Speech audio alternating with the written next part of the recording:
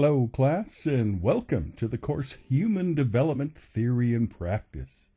I'm thrilled to have you all here, and I am confident that you will have a fantastic time during this course.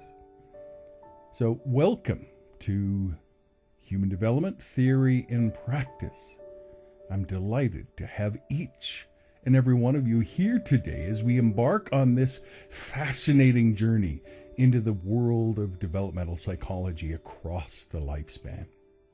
This course will be an exploration of the intricate and dynamic processes that shape human growth, change, and adaptation from infancy through to old age. My name is Dr. Neil Sogi, and I will be your instructor throughout this course. I am a researcher and practitioner in the field of psychology, bringing over 3 decades of experience to the table, with a PhD in psychology and 9 additional degrees.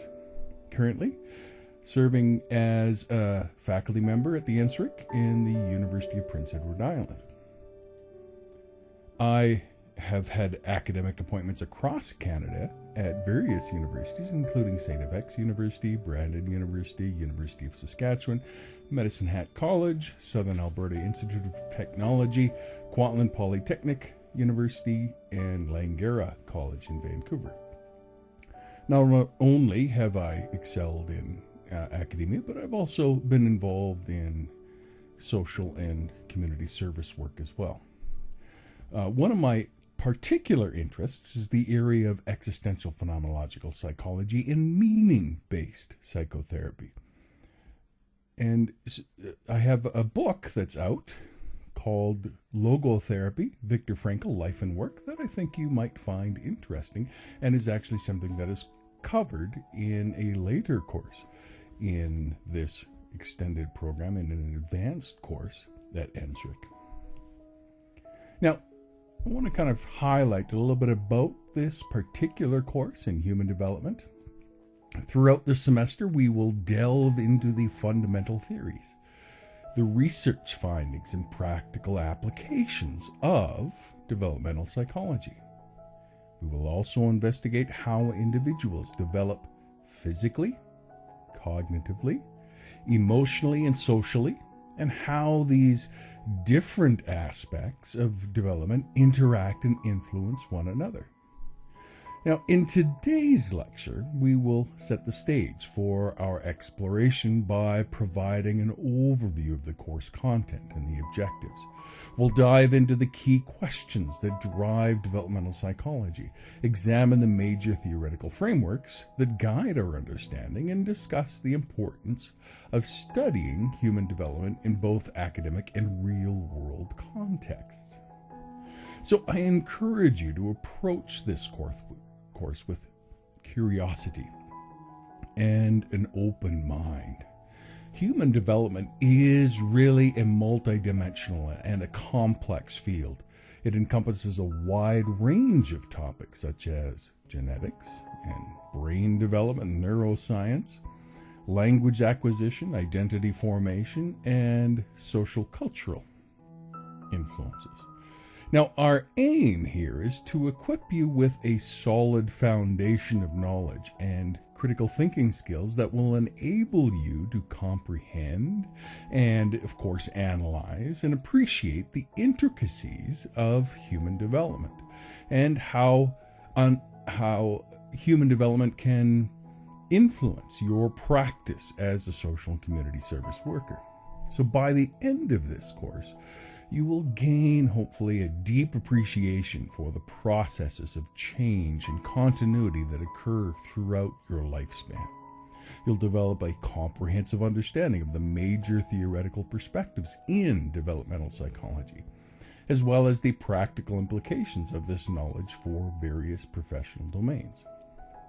So, let's embark on this exciting intellectual journey together and prepare yourselves to explore the wonders of human development and challenge your preconceived notions and uncover the complexities that make us who we are. And I'm thrilled to be your guide through this course, and I look forward to witnessing your growth as we venture into the captivating realm of developmental psychology. Now, human development really refers to the process of growth and maturation and change that occurs in individuals over the course of their lives.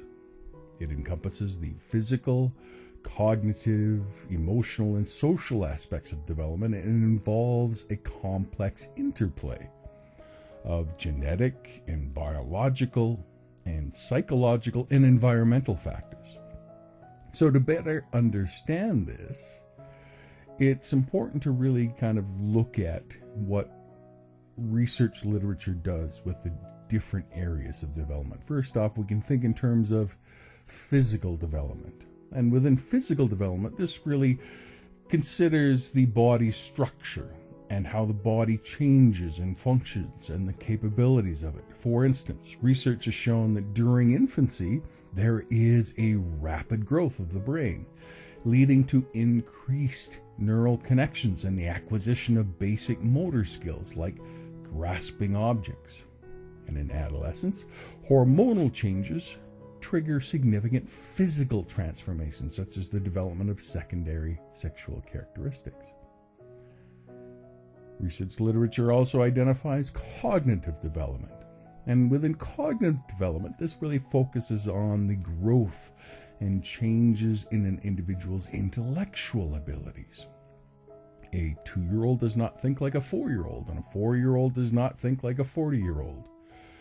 It's about the change in the thinking processes and problem-solving skills. And Jean Piaget was a renowned theory of cognitive development that highlights how children progress through distinct stages of cognitive understanding. For instance, Piaget observed that young children tend to think in a concrete, literal manner.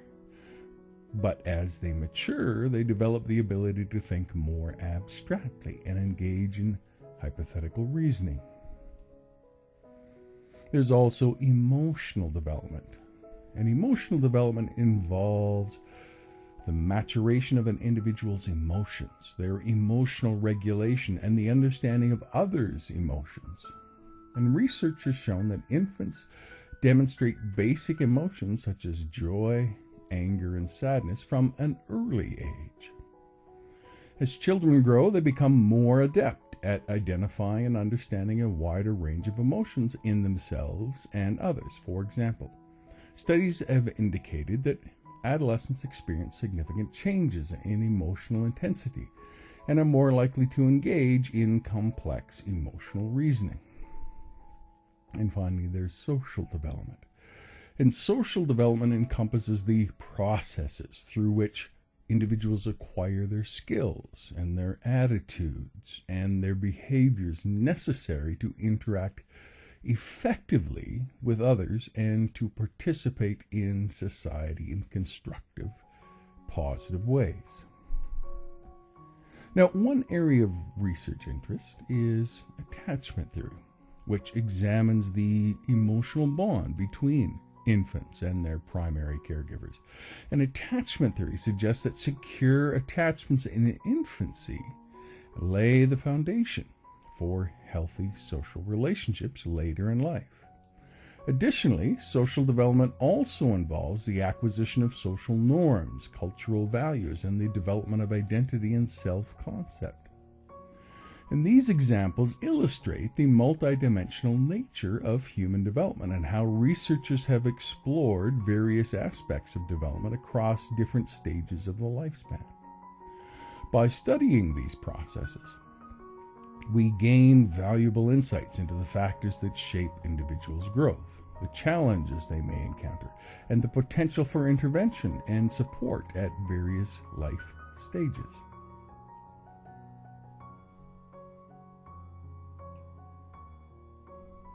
So, I hope you will appreciate just how important it is to learn and understand human development. Now, something I always like to do is explore what we will be doing in this lecture. And I like to have a story. And then today we will explore the nature of this course and some course expectations. And after that, we'll conclude this lecture by providing a broad overview of how psychology across the lifespan can change. But first, our story. And this story, I think, is magical. And I like to call it abracadabra. So say it with me. Abracadabra. Like you're casting a magical spell. So let me share with you a true and impactful story that highlights the significance of studying the psychology of human development. And there's a bit of a Canadian connection in there as well. In the early 1970s, a groundbreaking study by the High Scope Perry Preschool Project was conducted in Michigan, but it had a profound impact on understanding the importance of early childhood development and education, with far-reaching impacts beyond the United States. Now, this study followed a group of 123 children from low-income families, aged 3 and 4, and provided them with high-quality early education intervention. And the program emphasized active learning, social skills development, and supportive home visits. And the researchers meticulously tracked the progress of these children over several decades, documenting their outcomes in various areas of life. And one of the key findings of this study was that children who received the early education intervention demonstrated significantly better outcomes in multiple domains of development compared to those who did not. They had higher high school graduation rates, they were more likely to attend college, and had greater employment stability. Moreover, they exhibited lower rates of crime involvement, substance abuse, and teen pregnancy. And these positive effects persisted into adulthood and resulted in long-term societal benefits. And the significance of this study goes beyond its national impact. In fact, the Perry Preschool Project inspired researchers from around the world, including Canada, to conduct their own investigations on early childhood education and development. Now, one notable connection to this story is the Abracadarian project conducted in Chapel Hill, North Carolina, but led by a Canadian psychologist, Francis Campbell. Now, since the Perry School Project, the Abracadarian Project implemented an intensive early childhood intervention program and followed participants' progress over time, very similar to the Perry Project. And this study also demonstrated positive long-term outcomes in areas such as academic achievement, cognitive abilities, and social and emotional development. And these groundbreaking studies, including the Perry Preschool Project and the Abracadarian Project, highlight the critical role of early intervention and the lifelong impact it can have on individuals' development. They underscore the importance of understanding human development across the lifespan and how early experiences and interventions can shape future trajectories. Now, in Canada, research and initiatives related to early childhood development have gained prominence, with a focus on providing accessible, high-quality early education and support to children and families. And this emphasis on early intervention is rooted in the recognition that investing in early development has significant implications not only for the individuals themselves, but also for the broader society. And stories like the Perry Preschool Project and the Abracadarian Project, with their Canadian connections, serve as powerful reminders of the value of studying human development and the potential for informed interventions to promote positive outcomes for individuals and families and communities and nations. Now, what I'd like to do is take a little bit of time and talk about where this course fits within the larger overall program offered by NSERC.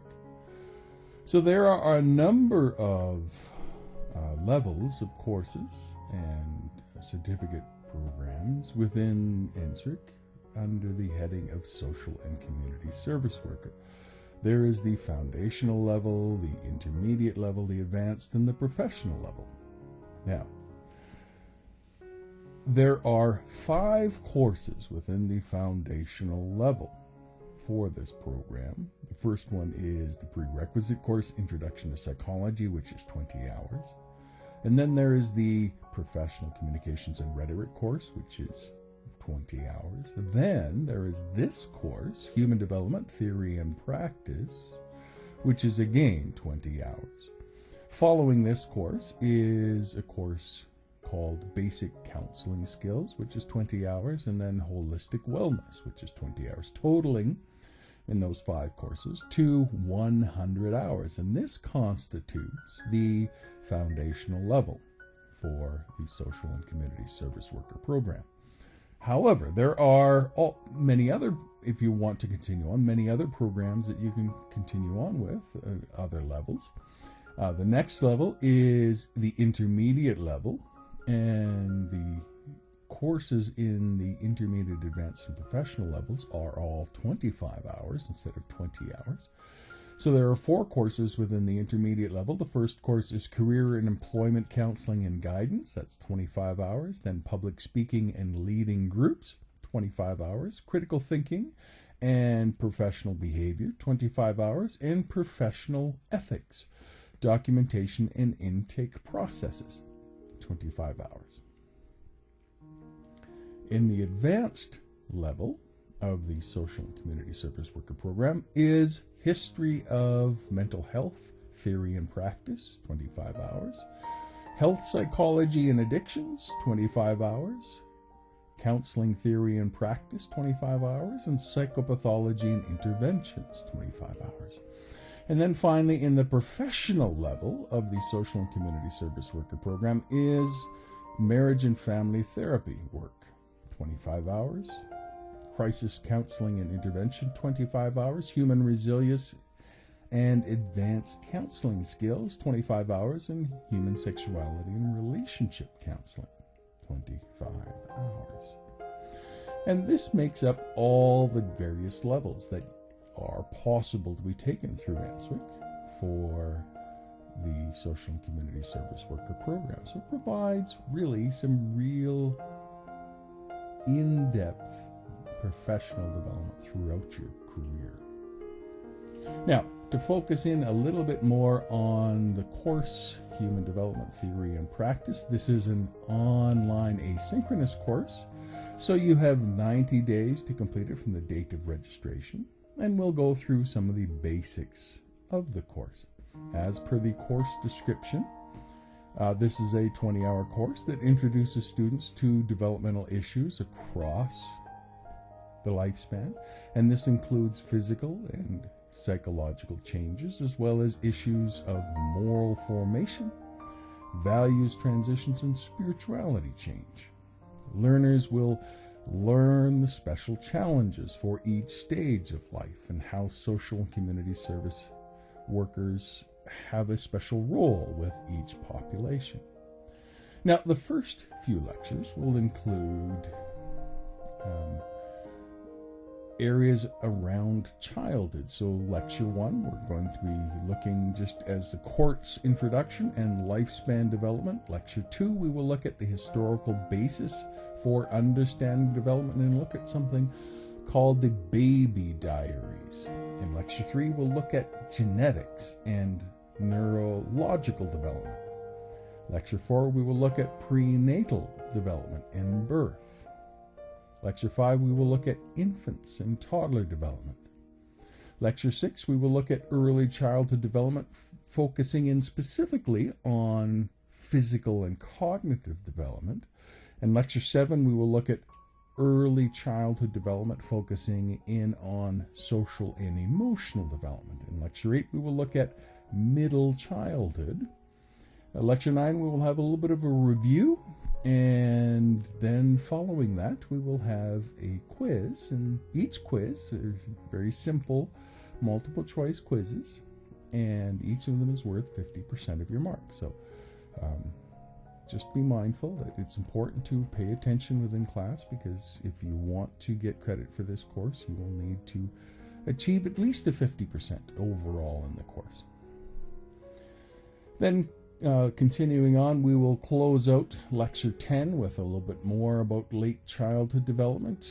And Lecture 11, we will delve in a little bit into Freudian views of childhood. Lecture 12, we will look at moral and ethical development issues. Lecture 13, we will look at broad scopes of adolescence. Lecture 14, we will explore emerging adulthood. Lecture 15, we will look at early adulthood. Lecture 16, we will look at careers and parenting transitions. Lecture 17, we will explore late adulthood.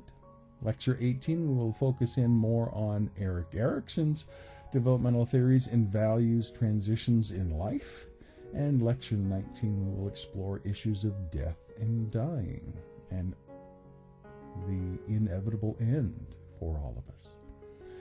And then finally, we have in Lecture 20 a final review, and then following that will be our final quiz, which again is worth 50%.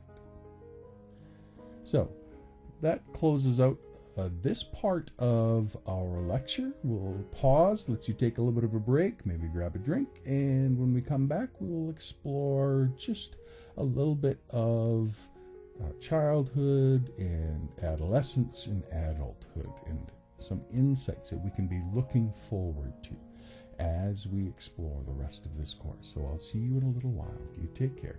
Goodbye.